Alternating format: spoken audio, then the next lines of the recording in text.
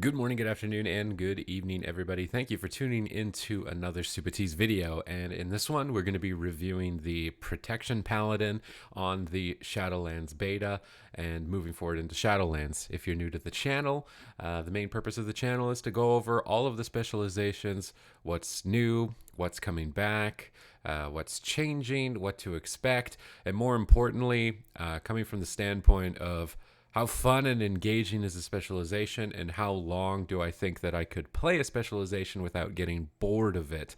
The main reason that this is the main focus for me on this channel is because it's looking like Shadowlands is going to be a very big investment in character progression, with leveling up your legendaries, leveling up your conduits, investing and making a lot of basically borderline permanent decisions with your covenants. At the end of your big grind, you want to make sure that you're not playing a specialization that you're just going to wind up being bored of. Another big problem with, unless you're a world first raider or an MDI competitor or something along those lines, trying to seek out what is the best, especially in the beta and at the launch of an expansion when the eyes are all on the top, whatever's performing the best, that's where all the eyes are. It's usually when you're most likely to be nerfed. So if you're purely looking for performance and output, I almost think that it's a good strategy to avoid what's at the top, unless people are testing the raids or hiding things and trying to keep them low key so that they can use them during their Race World First or use them in Mythic Plus runs. But for me, I'm more worried about feel. I do care about viability, not to say that I don't care about something being viable. So if I feel like something is suffering a lot and I don't think it'll be able to perform well, I'll bring it up and mention it. But that's about where I draw the line for performance. Prop Paladin is a specialization that I feel like the first time I was motivated to play it, and this is kind of a name drop from a really long time ago, I used to watch Wow Hobbs videos. He had the Skull Flame Shield. He built his prop pally all about reflecting damage, and he did these like solo Scarlet Monastery runs really far back in the day, and it used to be really impressive back then to be able to do that kind of stuff. Nowadays, with modern technology and information, it's probably not looking as impressive, but the idea of reflecting damage back to your attacker, pulling a bunch of undead monsters back in the time was where most of my thematic motivation was for prop paladin. And then some really OP trinkets as well, like from Shattered Halls, where every time you blocked, you healed yourself, so you could just pull everything and heal yourself to full blocking attacks. The idea of Paladin being the AoE tank in the past, where it was very difficult for prot warriors and bear druids to generate threat on multiple targets. Prop paladins kind of had their identity off consecration and being able to get threat on more targets than all the other tanks. Of course, that's basically been lost. Everybody AoEs, everybody's got a similar toolkit, but that's initially where my stance with the prop paladin had come from. There's a lot changing for paladin here moving into Shadowlands. And when we just take a look at the spell book, the first thing you're going to notice is that your holy power is here. So rather than things kind of just being used on cooldown, used to activate Shield of Righteous, you're going to be generating holy power with things like Hammer of the Righteous and Avenger Shield. And then you'll have a choice if you want to utilize Shield of Righteous for mitigation, or if you want to use Word of Glory for a heal. I think in an effort to do this, they've tried to bring Paladin together as like, this is a Paladin mechanic, and they're trying to make it work for protection. I think it does an all right job, and it somewhat addresses the problem that protection would have these really high uptime moments with Shield of the Righteous and have mitigation and feel powerful, and then a really extended period of time where you didn't have Shield of the Righteous up, so you couldn't mitigate damage constantly, which, you know, it kind of, if you needed to be ready to go at a certain moment and it wasn't there, you would fall behind a bit. But it's not like Protection Paladin has been totally worthless. It's just not been a protection warrior in Mythic Plus for BFA, but it's never been bad. Here, moving into Shadowlands, I think it stands a chance to maybe take the throne for the best tanking specialization, but that's still pending tuning. That's just more or less me assessing it based on its toolkit. You're going to see the return of auras. So Devotion Aura, pretty much good default one. Like if you don't really want to think about the auras and you'd rather not keybind them and deal with it, you could pretty much just stick with Devotion Aura and like all content. Crusader Aura If you want to switch to it to move at a faster mount speed with your party, again, probably not mandatory to really even do that, but it's there if you want to. Concentration Aura, more utilization likely in PvP, because I feel like in PvE, if you get interrupted, then you probably just made a mistake. So having an aura to like alleviate that isn't really going to help you too much. You're probably just better off avoiding the interrupt. I do suppose if there are mechanics with unpreventable silence effects, switching to this aura during those mechanics would be a really good idea. So the utility is there. And then finally, Retribution Aura, which is basically if you know you've got the one person in the raid that always dies on progression, just can't avoid standing in fire, probably plays a hunter, you'll get a little bit of extra damage switching to the Retribution Aura right before they die.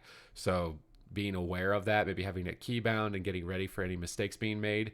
But in terms of competitive play, you're probably not supposed to die that much. It's going to happen, so it's probably worth having on your bar just for those situations. Hammer of Wrath is back for all paladins. Love Hammer of Wrath. I feel like Hammer of Wrath is one of my favorite paladin abilities, and it's just an execute. When a target dips below 20% health, you can use it. It generates holy power, so another holy power generator to get Shield of the Righteous. Going to be activating more mitigation and get more pressure out on low health. It kind of sort of removes the monotony of Shield of the Righteous over and over and over and mixes in a new ability that hits really hard and is ranged. So it's just going to improve your capabilities in all aspects, be it PvE or even PvP. For the Protection Paladin, Turn Evil is returning. Likely not too useful in PvE, because generally using what is a fear, even if there is a monster you can cast it on, right? Because it needs to be an undead, an aberration, or a demon. You can fear them like a warlock, but fears cause monsters to path into other trash. They pull more.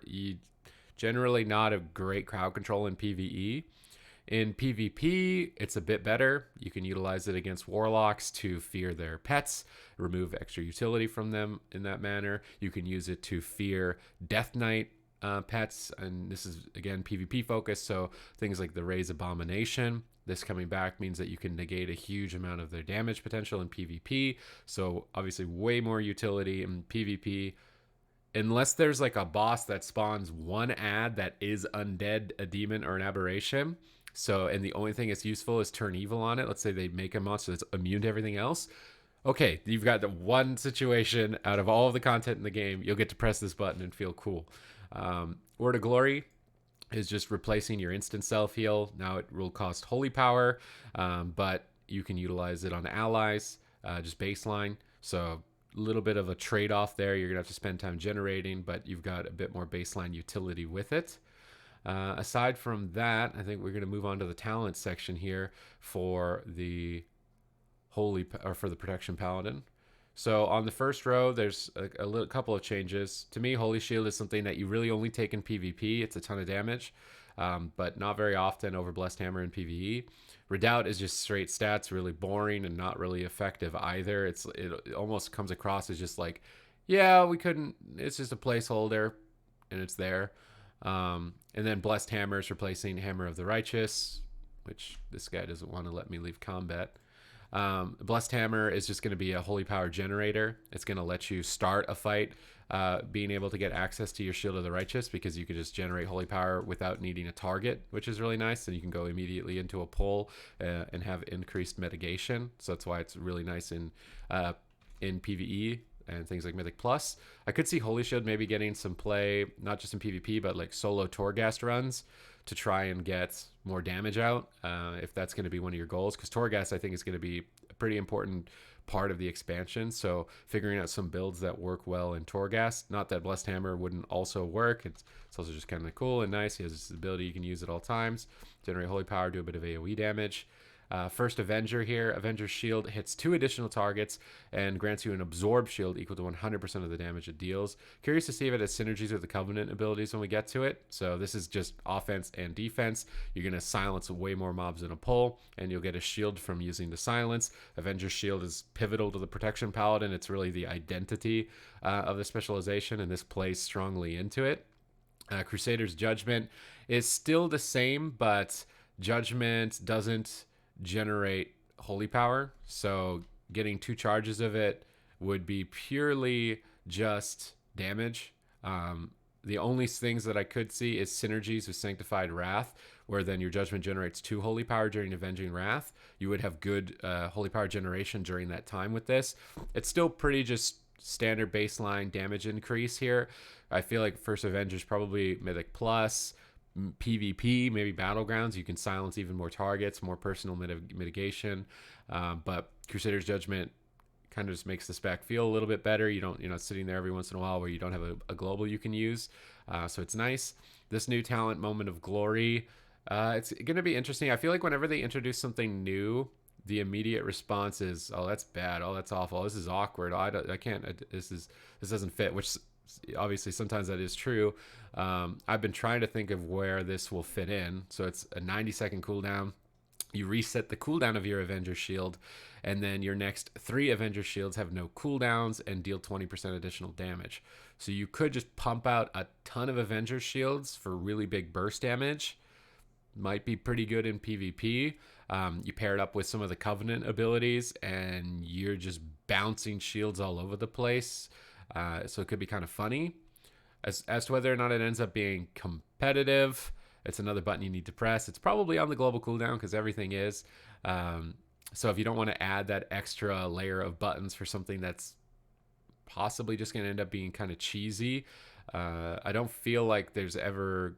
Maybe there will be, with the fact that they've reduced AoE cleave so significantly by limiting the targets that certain AoE abilities are able to hit, capping them effectively.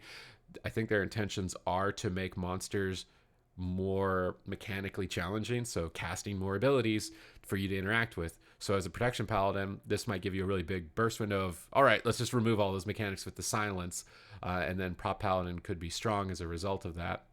Fist of Justice has changed because now you've got holy power, so it's not based on judgment, it's just based on how much holy power you can spend to reduce the cooldown. In PvP, obviously, this was kind of like the go-to to get your stun more frequently. This row has always been a little bit more competitive in terms of choice, single target, extended crowd control, reductions in stun. In PvE, it's been pretty straightforward to take Blinding Light, again, because it's just AoE, and it works as an interrupt. You can just immediately interrupt all monsters around yourself with it, and that's, in my mind, how it's utilized a lot in PvE, which is why it's kind of the go-to in Mythic Plus.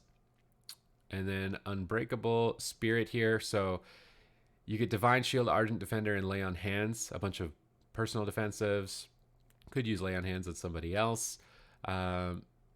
This entire row, the level 35 row, is completely situational. So if a boss has no magic damage, and you don't need mobility, then you take Unbreakable Spirit for more personal defense and raid utility. If you need to move around a lot and you're noticing that it's a problem, you can't get to where you need to be, which is a challenge for Paladin in general, then Cavalier for 2 Divine Steeds.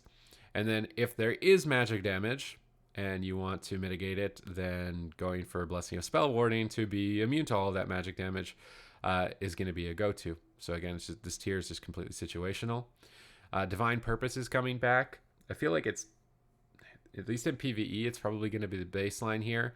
Holy Power abilities have 15% chance to make your next Holy Power ability free and deal 20% increased damage and healing. So just a chance to buff your Shield of the Righteous, get more uptime on your mitigation, get access to more personal self-healing. It mixes really well with the new I say combo point, but Holy Power generating system. And I think it fits nicely here. Holy Avenger, another really long cooldown that's on the global cooldown. Your Holy Power generation is tripled. I kind of feel like Prop Paladin's in a situation where it's going to start capping on Holy Power, especially on multi-targets where your Avenger shield is able to bounce. This one is probably just going to fall off. Prop Paladin already has a ton of buttons with how much cooldowns it has and utility it has to trade off to its group, so it might be unnecessary. And Divine Purpose seems like it would be competitive regardless as a passive. And then Seraphim was the go-to for PvP. It's kind of the go-to for throughput, but it's going to have to be mathed out as to whether or not it still remains the best for damage output. 45-second cooldown, 3 holy power, and you just get a ton of stats. It did help your single target damage out a lot in the past, and it's just going to be a debate as to whether Divine Purpose helps it out better. Again, you got to compare global cooldown versus the passive. In PvE, I'm leaning more towards the Divine Purpose, and I would have to test it out more in PvP to see how much damage I could really get with Seraphim in PvP. Here we've got consecrated ground, which is likely still the go-to on the level 45 row, where consecration is larger, and you get a snare on your consecration. Just really good synergies. Consecration is pivotal to the entire spec, so I feel like you can't go wrong taking this in pretty much all content. Judgment of the Light received a slight buff, but its healing is just still so minor. Maybe in raid, where it's more single target focused and you want to just add a little bit of extra healing to the raid. But consecrated ground is, I feel like you can never go wrong.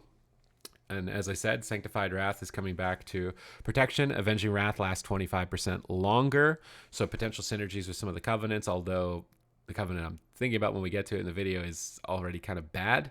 But it also allows your judgment to generate holy power. Again, has synergies with Crusaders Judgment, so that you get 2 charges of judgment, and then you can get a ton of holy power generation during your Avenging Wrath. You're going to be kind of putting yourself in a cooldown window where you're really good during Avenging Wrath and then possibly falling off a bit without it. Righteous Protector, each holy power spent reduces the remaining cooldown on Avenging Wrath and Guardian of Ancient Kings. So if you really want to get that cooldown reduction going, and try and get to a point where you could get these cooldowns on more pulls, in Mythic Plus, probably looking more at Avenging Wrath for increases of damage. It could be a nice utilization. I think Sanctified Wrath is still looking like probably a better option. And then Final Stand, when you Divine Shield, you taunt all enemies, which is that's a fun mechanic. So you could use Divine Shield without having to worry too much about aggro. So it's a bit strange that it's competing here with some like really big potential throughput options. There are no changes to the honor talents here, although maybe synergies with how many Avenger shields you can get. The Shield of the Virtue could get some value. The only one that I would sort of point out is that I kind of feel like Steed of Glory. I feel like Retribution Paladins look at the prop Paladin talents and they're like, why don't I have that?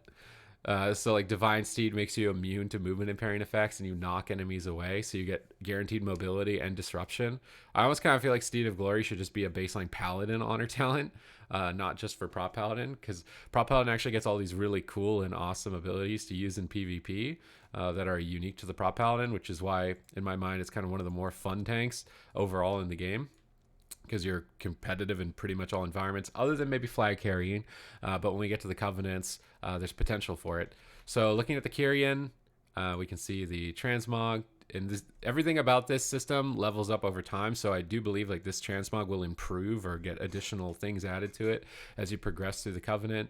You get the Tiger Mount, obviously thematically fits pretty well with the Paladin as a member of the Light, and Uther's part of the Kyrian. So you know, if you're a Paladin and you're not going Kyrian, I feel like you're making a mistake there, just thematically. You'll get the Steward. You'll get a Vial that heals you. The downside of the Vial is all the utility it adds. Removes disease, poison, bleed. You can already do as a Paladin. You can dispel diseases and poisons. You can Blessing and Protection, Divine Shield, bleed effects.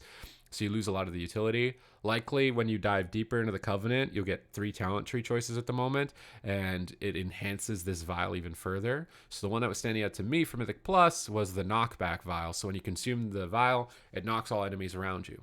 So if there's Sanguine mechanic, you would have a knockback in the group, which you otherwise don't have as a Protection Paladin. So it might enable this as a bit better of a secondary utility to the main Covenant spell, which is Divine Toll. 1 minute cooldown.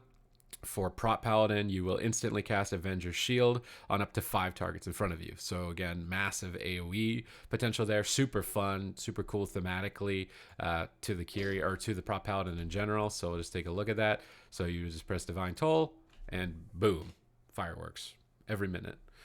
It loses its value in raid, obviously, because you're only going to hit 1 target. So it's just a second Avenger Shield, really.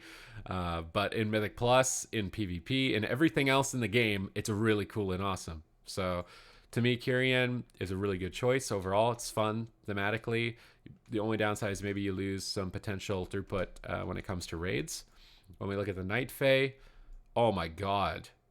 This thing is beautiful. I wish Night Fae wasn't trash. What? This looks so good. And it gets better as you level up. The plate set for Night Fae is just, oh my god. All right, well, you get Soul Shape. In PvE, if you're not tanking, you move out of a mechanic with it. You can't really do anything else while you're in the Soul Shape, or it cancels. In PvP, it's a worse mobility cooldown option than Door of Shadows. So in Mythic Plus, maybe you use it to get to the next pull a little bit faster. But again, it's pretty limited. And then the most complicated Covenant ability, is it the most complicated out of all of them? It seems really annoying to use, which is the Blessings. It has potential for some really amazing min-maxing, but basically you're going to bless an ally. Depending on what season the blessing is currently rotated on, you'll increase their damage, you'll reduce their damage taken, you'll increase their healing, you'll make them more durable, and then it rotates. And you need to remember the order that it rotates. And remember the effect of that order, and then remember which target you want to cast it on for the effect of that spell in that order for something that's probably a really minor benefit. So you're constantly gonna be in a raid, for example, when we look at this. So first I'll just show the Soul Shape. You can blink around. You'll get a transmog option too with it to change what animal form you want. But it's in my mind, it's inferior to the Door of Shadows in basically all cases. I believe it's a longer cooldown, and you can't go up and down, shorter range. You can't do skips.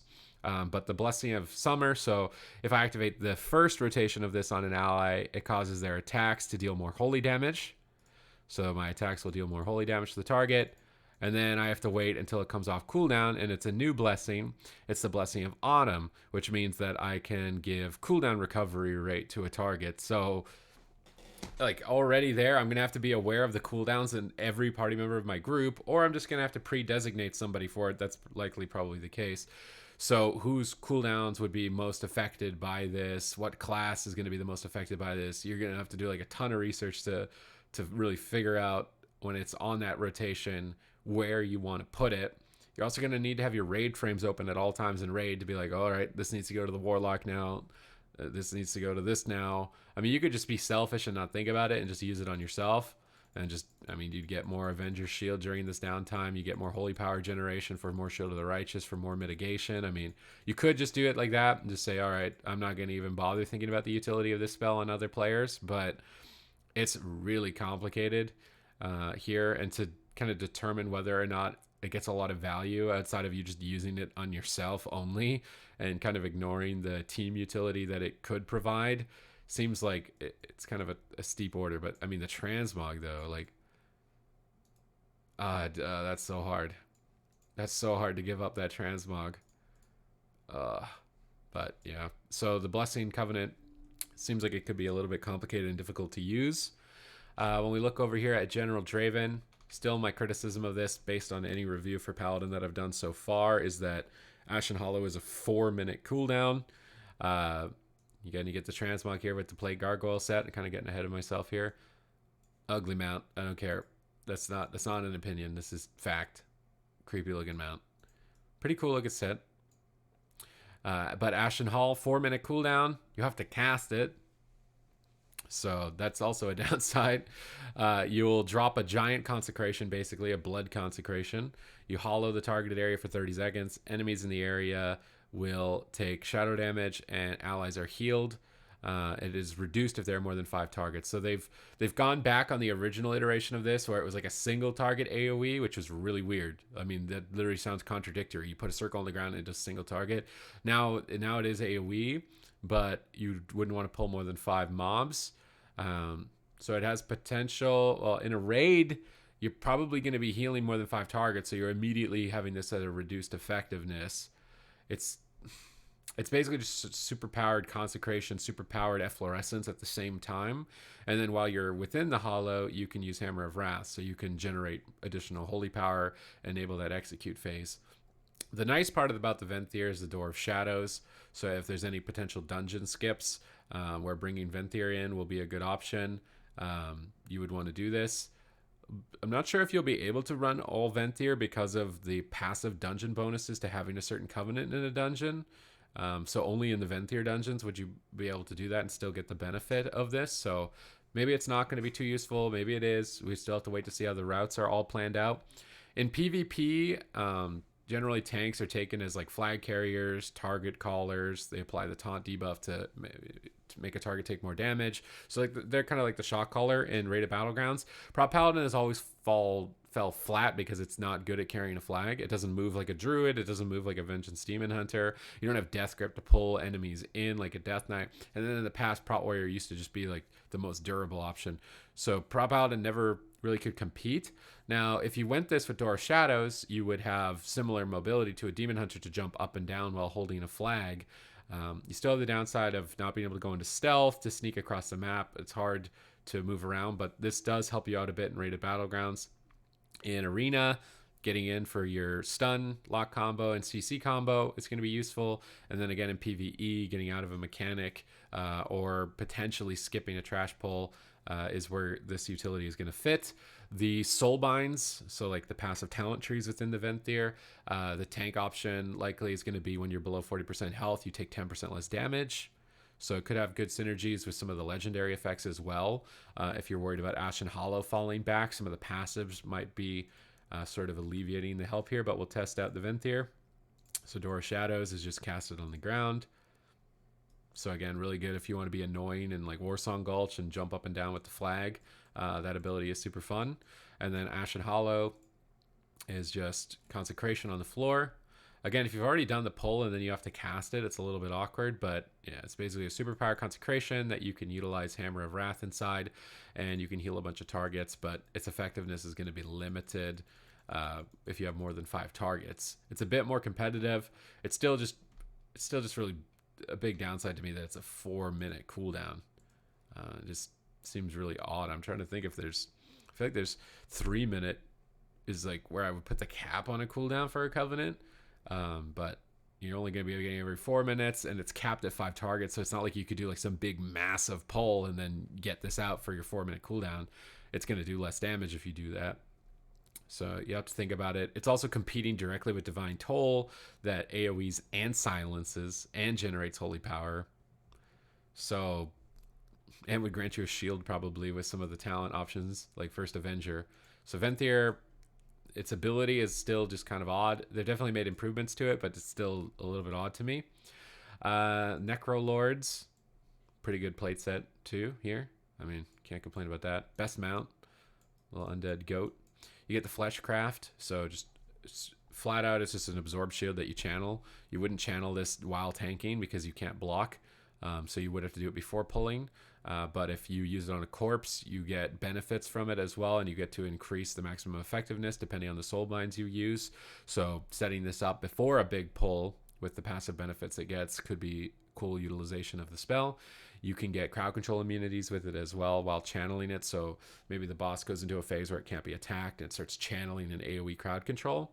You could save Fleshcraft and start channeling it right when the monster is channeling its crowd control and immune the crowd control. So it could have cool interactions like that. And that then applies in PvP as well to try and preempt some incoming crowd control. Vanquisher's Hammer is 1 holy power. You throw a hammer at the target and it empowers your next word of the glory to automatically trigger Shield of the Righteous. This basically just kind of smoothing out the gameplay, making it a little bit more straightforward for the Protection Paladin. You just lob out damage every 30 seconds onto a single target, and then you can use Word of Glory and then also get a Shield of the Righteous. So you get like kind of the 2-for-1 value from this. It's not immediately as dynamic or exciting as the Divine Toll in my mind. It's really good if you just want to like kind of make your rotation easier, I guess. But it's not standing out. To me, Kyrian is kind of like the go-to, which is nice because, you know, Uther and things like that. But we'll take a look at this. You get the Fleshcraft, so the channeled shield, just mitigation, buffs again. And then you get the Vanquisher's Hammer, which you need to have holy power. which then makes your Word of Glory, which if you have Holy Power ready for it, use your Word of Glory to be able to get a Shield of the Righteous. I guess you get a reduced value because after you Judgment, Word of Glory is only 2 Holy Power. So you could get a Shield of the Righteous for 2 Holy Power rather than for 3. So a little bit of just constant interaction with it. But no sort of offensive potential, whereas Divine Toll would be offense, defense, utility. There's a lot more baked into it. It's just not, it's more or less that Divine Toll just looks so awesome to me that I feel like this one's not standing out super well to me. But that's it for the Covenants. The next part of the video here, we're going to go over the Legendaries. We've got general Legendaries. These are Legendaries if you want to play any spec of Paladin. They'll function. Whether or not they'll actually be good for every spec of Paladin, we'll see. From Dusk till Dawn, when you reach 5 Holy Power, you gain Blessing of the Dawn. And then when you reach 0 Holy Power, you gain Blessing of Dusk. Blessing of the Dawn, when you reach your max Holy Power, you'll do 6% more damage. And then when you hit 0, you'll take 6% less damage. So, I mean, as prod, it's just a little bit of throughput, a little bit of damage reduction. I feel like the main value of these Legendaries is supposed to be that you can take them from multiple specs. Would this be that great for Ret or Holy? It's okay.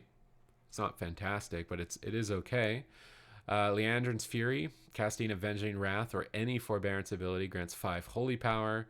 So just immediately cap out, get a lot of Shield of Righteous during the Avenging Wrath window. Might be good if you're going for that Avenging Wrath window with the Judgment, if you wanted to get a ton of Holy Power generation, but it's not looking super amazing to me, just because Avenging Wrath is such a long cooldown. The Magistrate's Judgment. Judgment has a 50% chance to reduce the cost of your next Holy Power spender by 1, so you could get even more value out of the Necrolords here with this Legendary by making your Shield of the Righteous a little bit more accessible. You could proc this on a Word of Glory, 1 Holy Power Shield of Righteous on top of it, but it's not standing out as amazing. Uther's Guard, your Blessing of Freedom, Blessing of Sacrifice, Blessing of Spell Ward, or Blessing of Protection cooldowns are reduced by 1 second per Holy Power spent. Probably more use in PvP, getting access to all of these utility spells, which are super important in PvP. In PvE, really depends on how much you need these effects. Do you need a sacrifice to redirect a heavy dot hit on a party member or raid member? Are there a lot of bleeds that you'd like to bop off more frequently? Maybe a lot of magic output damage, single target heavy magic output damage that you just like to immune with the spell warding. And if there are any snares, but it seems like it probably has more use in PvP. Now moving down to the protection specific ones, which are more likely to be better for you if you're focusing only on purely protection. The Ardent's Protector Sanctum reduces damage taken while Ardent Defender is active by an additional 10%, just beefing up your shield wall. And when you activate it, you'll also apply it to a nearby ally. Okay, so I mean, you're generally looking at this just for the value of your own personal defense, minor damage reduction increase for yourself. In PvP, this would be nice because then you could use it as a wall for an ally. In PvE, you could also, if you're standing on your off tank, use this to give your tank, the other tank, Ardent Defender, but then you lose your Ardent Defender. So it used to be a WAD PvP bonus. Maybe that's why it's standing out to me more as a PvP option. A Bulwark of Righteous Fury. Each target hit by Avenger's shield increases the damage of your next Shield of Righteous. So if you just want throughput, probably really good for things like Torghast. If you want to focus on just running Torghast a lot, that's going to be a nice single target benefit, especially with how many ways you can reset Avenger's shield and get more Avenger's shield. So nice throughput Legendary for damage. Holy Avenger's Engraved Sigil. Your Avenger's shield has a 50% chance to have its cooldown instantly reset when used. Again, just even more throughput, especially with synergies where you can get the shield from the Avenger's shield. This one's standing out to me at the moment as a pretty good Legendary in the game. Overall, Reign of Endless Kings. When you drop below 20% health, you become infused with the Guardian of Ancient Kings every 40. So 20% health is pretty low. You're probably dead at that point. Unless you've got Draven Soulbind Conduit for 10% more damage reduction below 40%, maybe you wouldn't die. But I guess it does fit well with that window where you don't have your Shield of Righteous up, you get hit hard. This might save you. Seems like it would be good for like a single target raid boss encounter, like Patchwork as an Enrage effect, to stabilize yourself there. But I don't know. For myself, I'm looking more at the throughput just based on the content that I do. I like getting a lot more damage for dungeons, a lot more damage for solo content or PvP. So like those throughput ones are standing out more to me. But if you were going to raid or something more, then that was more of your focus, would be single target boss raid encounters and progression. This one stands out more, or 10% extra damage reduction on your Ardent Defender. We'll look at the conduits now. These are a new feature to Shadowlands. They basically work like relics or gem sockets.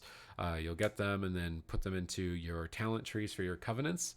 And potency ones are throughput, so damage, healing, kind of like that.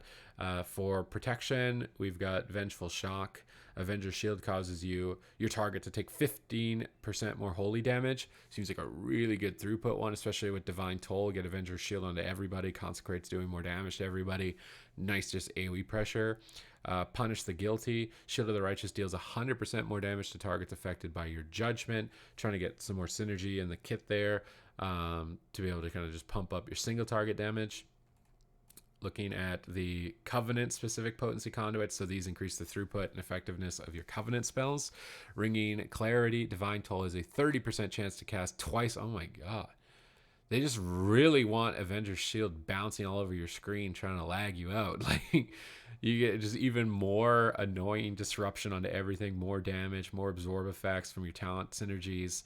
Seems pretty good. And I think as these level up, because you can level up these conduits, that chance gets even higher and higher. So could be really sick for them. Venthyr, so this would affect Ashen Hollow, that AoE consecration. Ashen Hollow strikes the lowest health ally and enemy within its effect for 10% of its effects, so a double tick.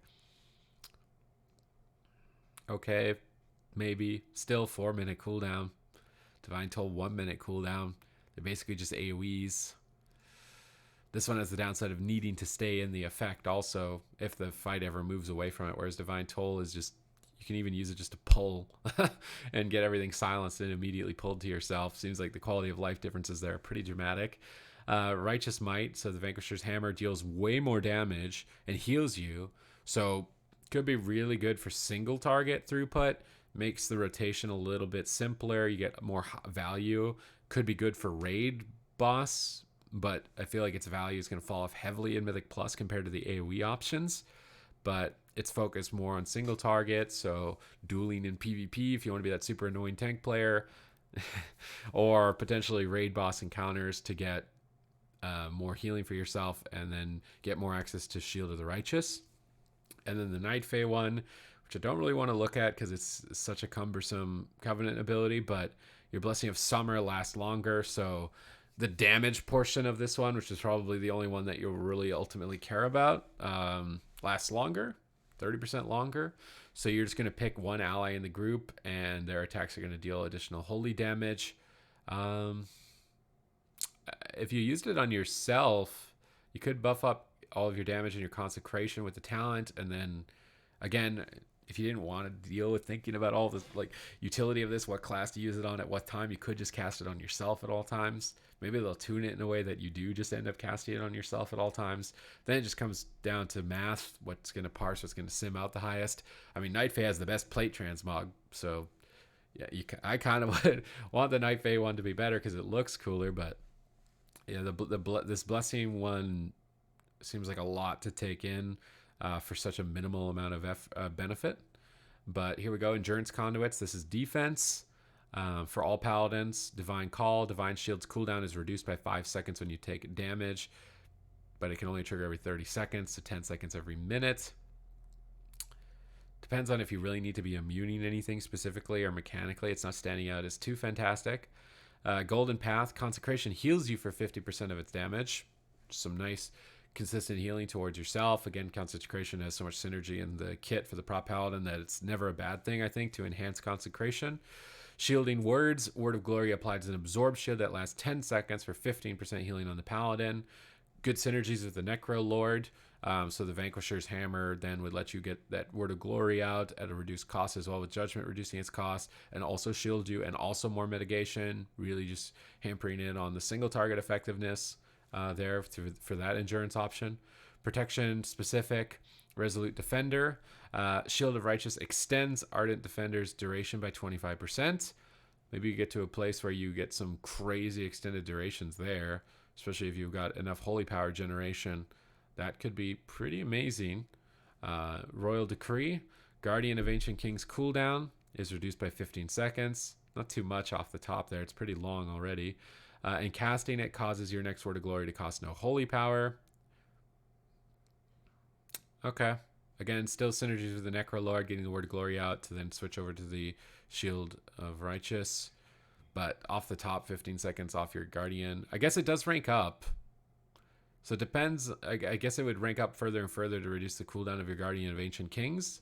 So it could be really good later on in the expansion when you've leveled it up. But right off the bat, probably not super powerful. And then Finesse, which is utility. Echoing Blessings. After it ends, Blessing of Freedom increases the target's movement speed. So nice little sprint effect. After Blessing of Protection or Sacrifice ends, the target also takes less damage. Could have synergies with the Legendary that you reduce the cooldown of those effects. Uther's Guard, along with Echoing Blessings. There could be some nice utility there. Play strongly into the kit of the Prop Paladin to be kind of raid utility, part of utility. So it does stand out for Prot a lot. Divine Steed's duration is increased by 50% for Light's Barding. Again, if you really think you need the mobility, then that's going to be a good option for mobility. Stalwart as a Crusader. Crusader Aura now also reduces fear durations. It's not too useful because if you have a Shaman, they're going to Tremor Totem. Reducing rather than making immune on a fear mechanic is a lot less value. It's probably only getting use in PvP. And dropping a conduit slot for that might not be worth it. Really depends on how much they want to hammer down on fears and whether or not you have a shaman available or someone who can remove those fears in those situations. Wrench Evil, Turn Evil's cast time is reduced by 50% and its range is increased by 10 yards. Again, in PvP, sure, but dropping a conduit slot for this? When you can get such amazing benefits on all of your blessings, seems like this one's pretty straightforward for your finesse option on Prop Paladin. But regardless here, kind of like overall thoughts of the Prop Paladin, thoughts of the Paladin in general.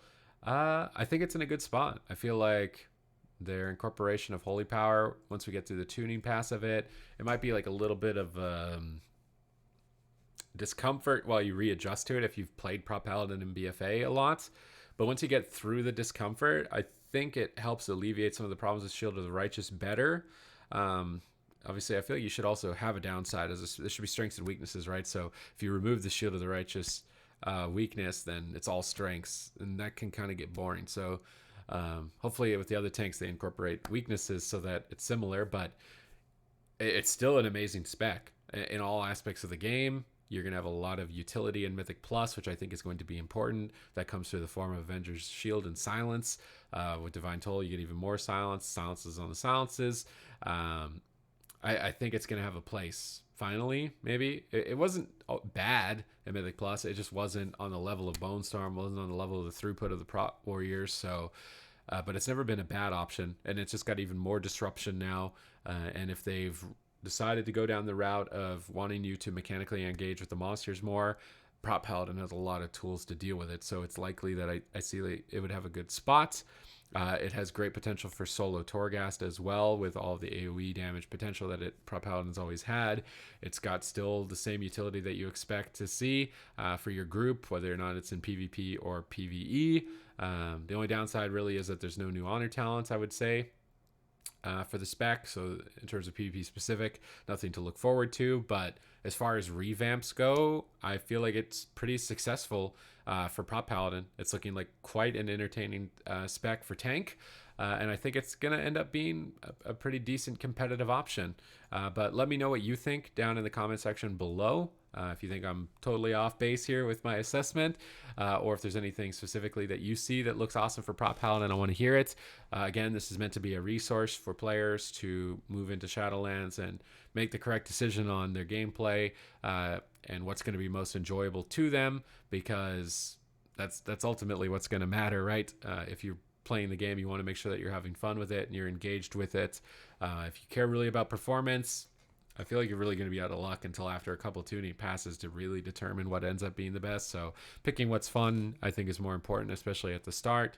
But other than that, please subscribe to the channel if you like the content, and check out my other reviews. I'm doing reviews for every single specialization. Then I construct tier lists to sort of gauge their effectiveness on keeping me engaged for a long time. I'm going to be redoing the range DPS one because they've been changing range DPS so much that I feel like it's already outdated. Again, do remember it's a beta, things are subject to change. Right now though, I'm working on the tank specializations and getting a tank tier list out for what's going to be the most fun and engaging. So if that's interesting to you, definitely check those tier lists out. I'll have them in a playlist. And I'll have all of the class reviews in a playlist as well if you're interested in seeing any other specializations. Other than that, that's going to be it here for the Protection Paladin. Thank you very much for tuning in, and we will see you in the next one.